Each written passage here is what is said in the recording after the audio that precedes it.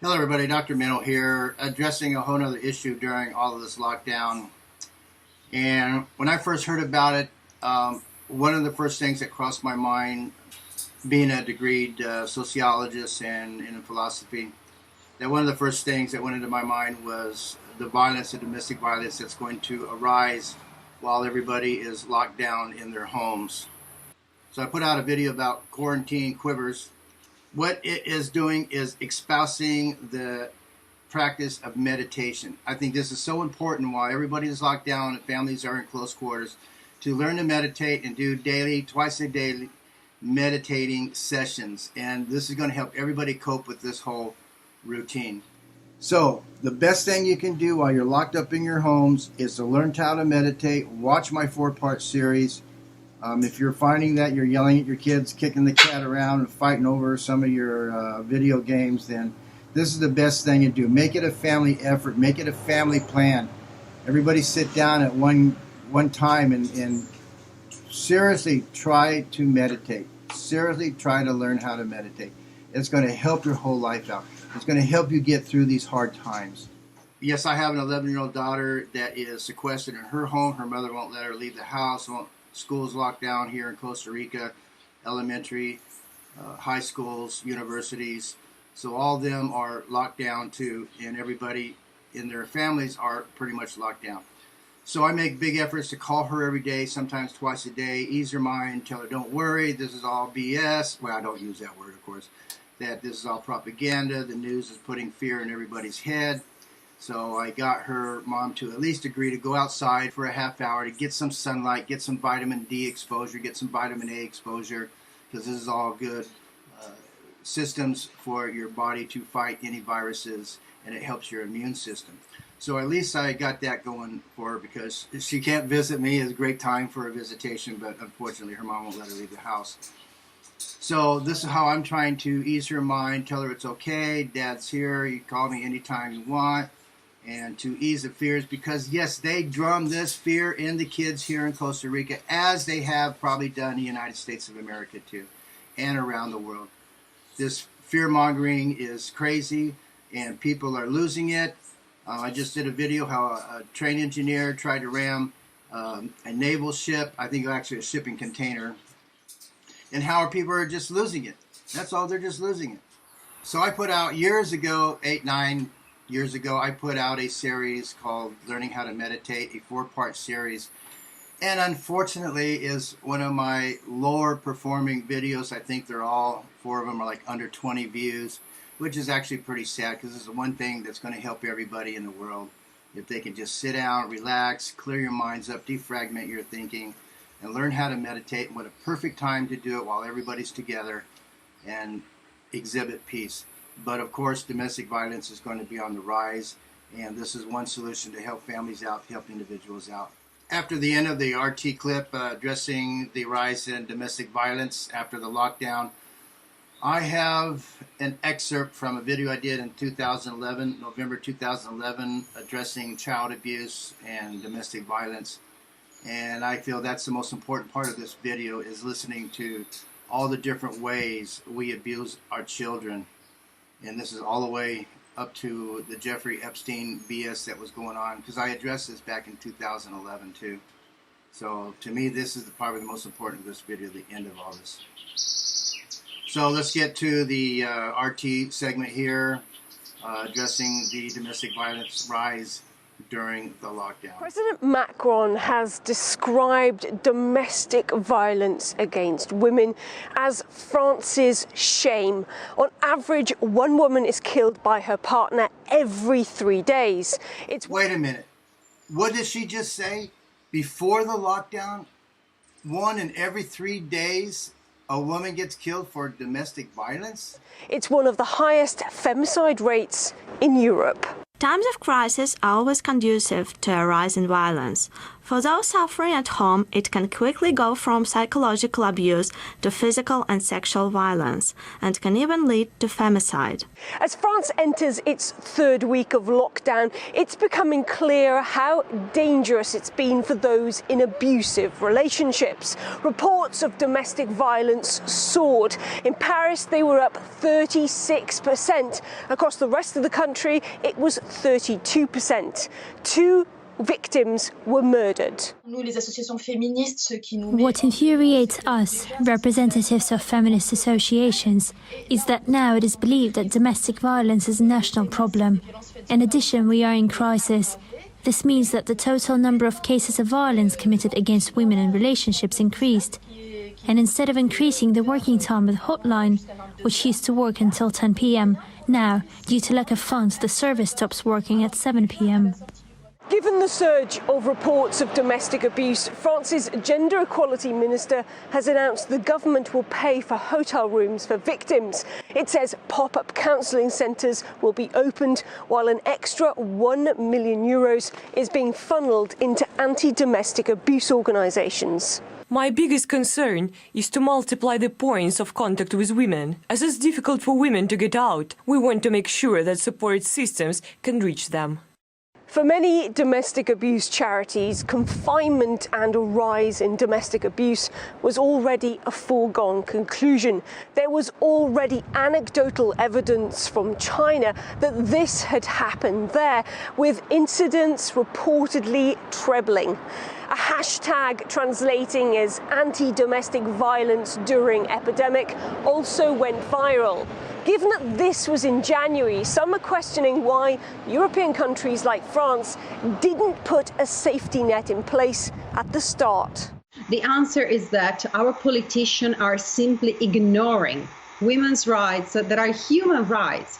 So basically, they're very scared now by the virus. But what about the safety of these women and these children living in these houses, trapped in with men who clearly have rage and hunger problems, who cannot control themselves? Until we won't raise the public opinion that domestic violence is a social emergency, until that day, our politicians will keep thinking and treating this problem as a minor problem. It's not just women who are at risk. Children's charities sounded the alarm too over the heightened risk of confinement. Hundreds of millions of children around the world will likely face increasing threats to their safety and well-being, including mistreatment, gender-based violence, exploitation, social exclusion and separation from caregivers because of actions taken to contain the spread of the COVID-19 pandemic. With children no longer in school and social distancing in place, it's harder for younger victims of abuse to be recognised. The problem is compounded by self-isolation measures, given that social workers are unable to make regular calls in person. Home is supposed to be the safest place that any of us can be right now. For victims of abuse, that's not the case. It can mean being trapped inside with an abuser with limited access to help. While the government in France has now recognised this, it's already too late for those who suffered abuse and death in the first week of the lockdown. Charlotte Dubinsky, RT, Paris. The problem's not restricted to France, of course. Self-isolation has seen domestic violence increase in countries around the world. There's also a spike in divorce applications right now as families struggle to get along in close proximity for so long. Domestic abuse survivor and campaigner Rachel Williams spoke to us in the week. She says it's really important to take preventative measures before it's too late. With the rise that we've seen across the other countries that are currently in lockdown, we've seen a 30, 40 and 50% increase rise. We know this is going to be coming to the UK, and we need to be prepared going forward. It is literally a pandemic upon a pandemic, and there's lots of things that can be done before we have this massive influx. In the UK, we've seen 9 deaths in the last 3 days. Hold on again. What did she just say? After the lockdown, 3 women get killed from domestic violence every day. And 2 of those would be perpetrators. So 2 families have been wiped out and 3 separate killings of women. I think we've seen a rise in new cases of domestic abuse being reported, and also then the ones who have been living with this for a while, for many years maybe, that now they feel that it's really hard to be in lockdown with a perpetrator for 24/7.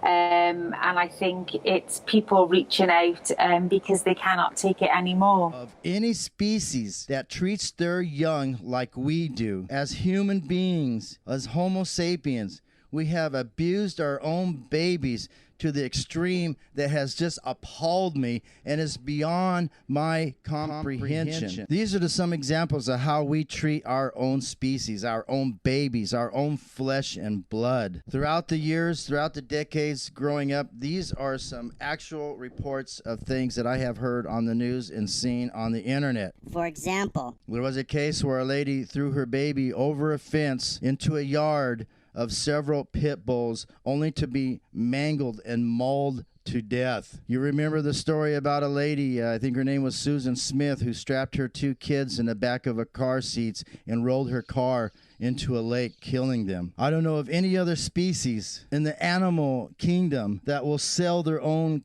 kids for slaves, that will sell them for prostitution, or just the fact of just selling them. I don't know of any other species that goes and kidnaps babies and kidnap their other people's kids. Yeah, some species do abandon their kids. That's part of their instinct, though. But to abandon them by throwing them in dumpsters after they're born, just days or hours old, leaving them on strangers' doorsteps, leaving them at the doorstep at a hospital or a trash can in a hospital, to put them in a basket and release them down the Nile, to leave them in hot, closed-up cars in the heat, to die, to suffocate them. These are actual true stories and how we have treated our babies, our own flesh and blood. There's some more examples, and I know you've heard of all of these cases and examples, but for the human being to do this is just appalling. To let their boyfriends rape and molest them, to let stepfathers rape and molest them,